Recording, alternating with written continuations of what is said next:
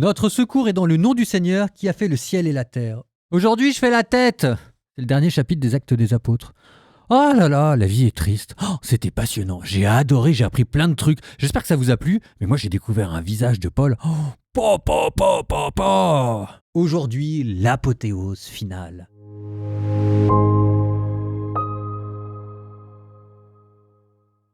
Actes des Apôtres, chapitre 28. Une fois sauvés, nous avons découvert que l'île s'appelait Malte.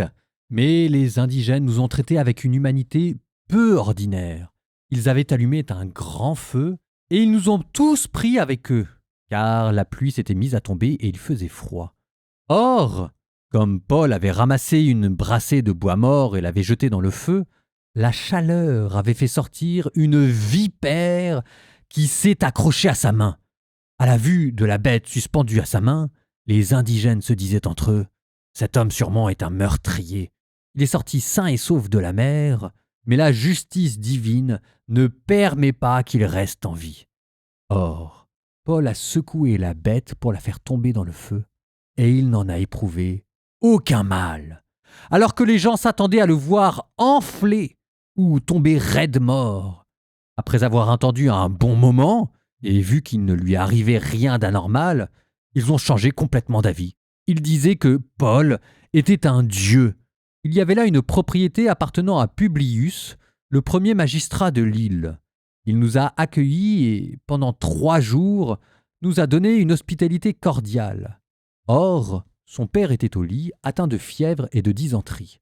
Paul est allé le voir, il a prié, lui a imposé les mains et lui a rendu la santé. À la suite de cet événement, tous les autres malades de l'île venaient à lui et ils étaient guéris. On nous a comblés d'honneur, et lorsque nous avons pris la mer, on nous a fourni tout ce dont nous avions besoin. C'est au bout de 3 mois que nous avons repris la mer à bord d'un navire d'Alexandrie portant comme emblème les Dioscures et qui avait passé l'hiver dans l'île. Nous avons abordé à Syracuse et nous y sommes restés 3 jours. Après avoir levé l'ancre, nous avons atteint Reggio.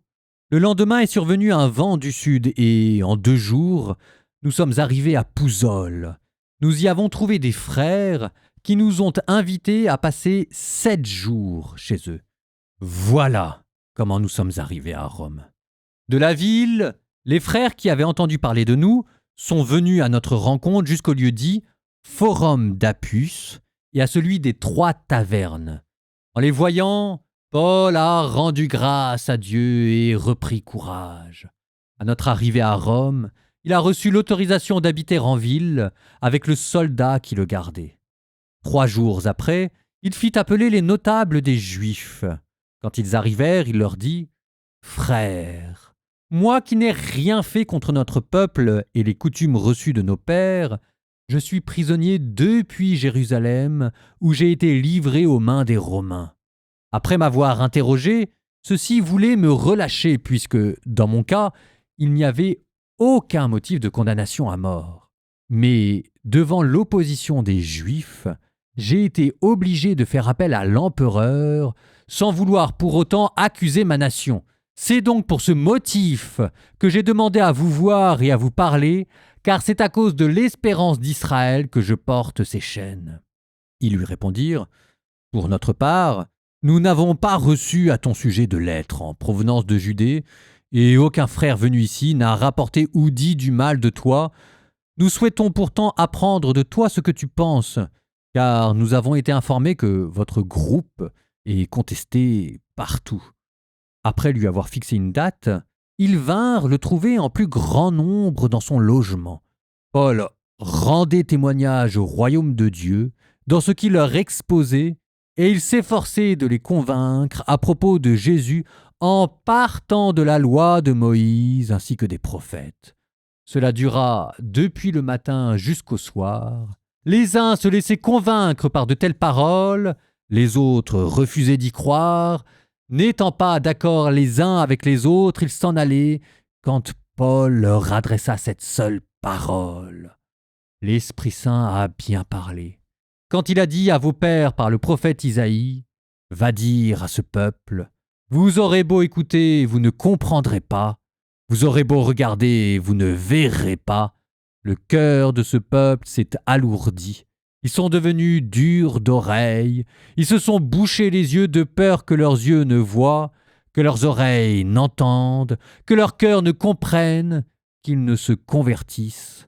Et moi, je les guérirai. Donc, sachez-le, c'est aux nations que ce salut de Dieu a été envoyé. Les nations, elles s'écouteront. Paul demeura 2 années entières dans le logement qu'il avait loué. Il accueillait tous ceux qui venaient chez lui. Il annonçait le règne de Dieu et il enseignait ce qui concerne le Seigneur Jésus-Christ avec une entière assurance et sans obstacle.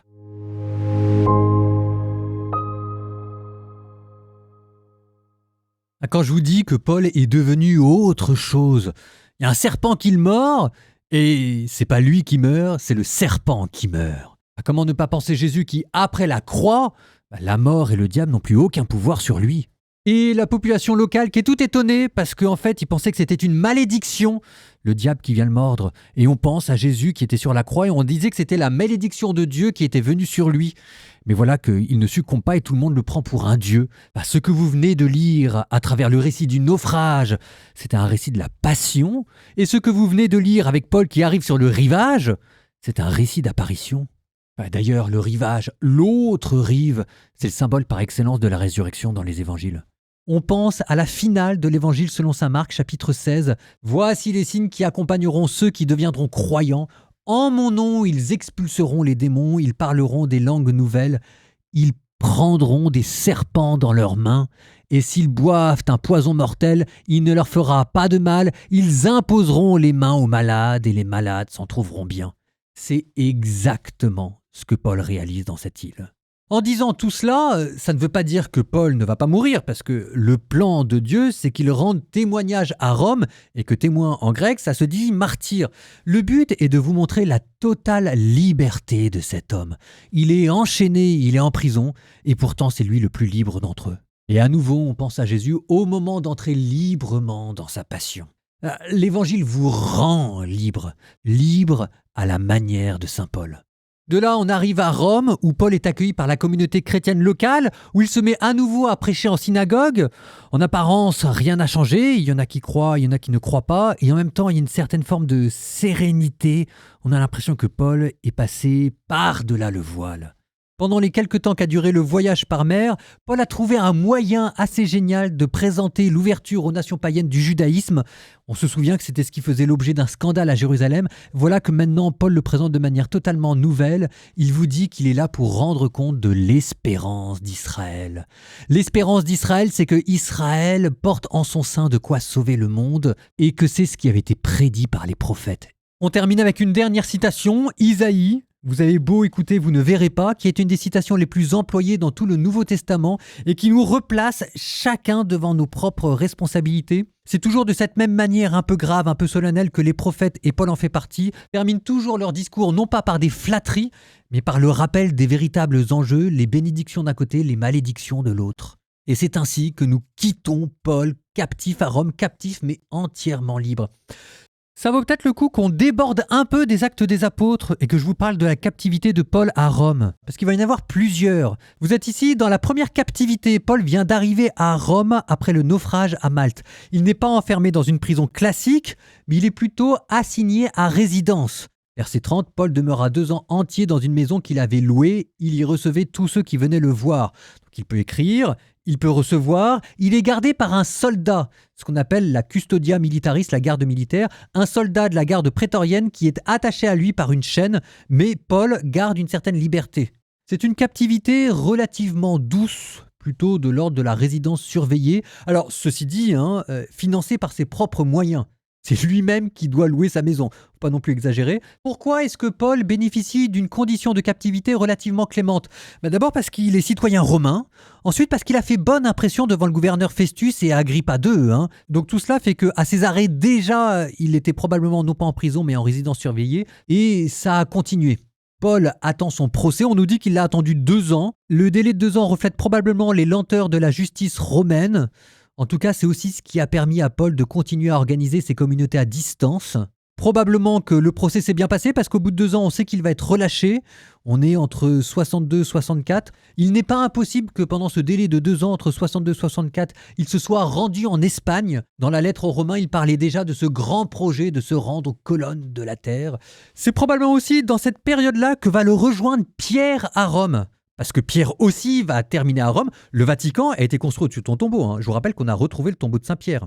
Et pas seulement Pierre d'ailleurs, mais aussi Sylvain, qui avait été l'auteur des lettres de Pierre et l'auteur de lettres de Saint-Paul. Et aussi Marc, ce fameux Marc qui avait causé tant de rififi entre lui et Barnabé. Il est très probable qu'il soit lui aussi allé à cette époque-là à Rome, où il va devenir secrétaire de Pierre. C'est lui qui va rédiger l'évangile selon saint Marc. Et Paul en fait mention dans une de ses lettres, donc ils se sont réconciliés. C'est beau de se dire ça. Tout est bien qui finit bien. Enfin, qui finit bien, je ne sais pas, parce qu'il y aura l'incendie de Rome dans les années 64-67. Parmi les coupables que va désigner Néron, il y aura les chrétiens transformés en torches vivantes dans les jardins de l'empereur. On nous dit que ça a été tellement cruel que même la foule qui haïssait les chrétiens s'est mise à avoir pitié d'eux.